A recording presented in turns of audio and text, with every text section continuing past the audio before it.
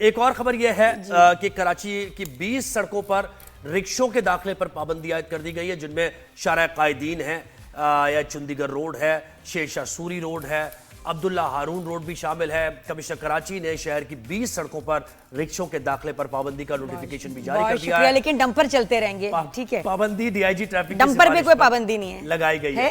वैसे है या नहीं है? डंपर पे भी पाबंदी है, लेकिन वो डंपर पे पाबंदी का अमल दरामद नहीं होता। तो अब शहर कायद की 20 सड़कें हैं, इस पर 2 माह के लिए ये जनाब ये पाबंदी लगाई गई है।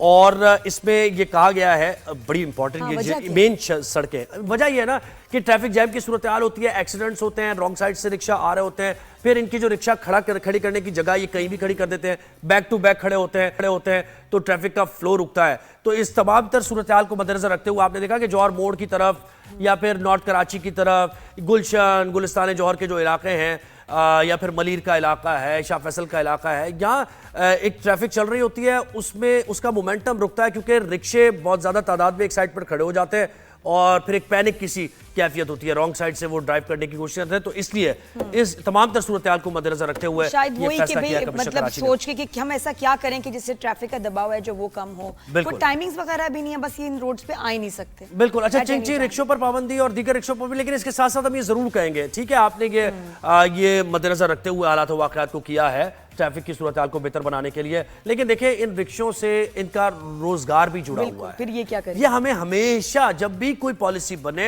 या कोई कानून साजी हो, अमल दरामद करते हुए हमें इन पहलुओं पर जरूर जरा गौर करने की जरूरत होती है कि जो हजारों लाखों लोगों का रोजगार एक चीज से जुड़ा हुआ होता है, तो वो क्या करेंगे जो अपना ब्रेड एंड बटर इससे कमा रहे हैं और डे टू डे बेसिस पर वो आटा और चीनी और दाल लेकर जाते हैं क्योंकि वो रिक्शा चला रहे हैं या दीगर ठेले लगा रहे हैं, तो फिर वो क्या करेंगे, कहाँ जाएंगे?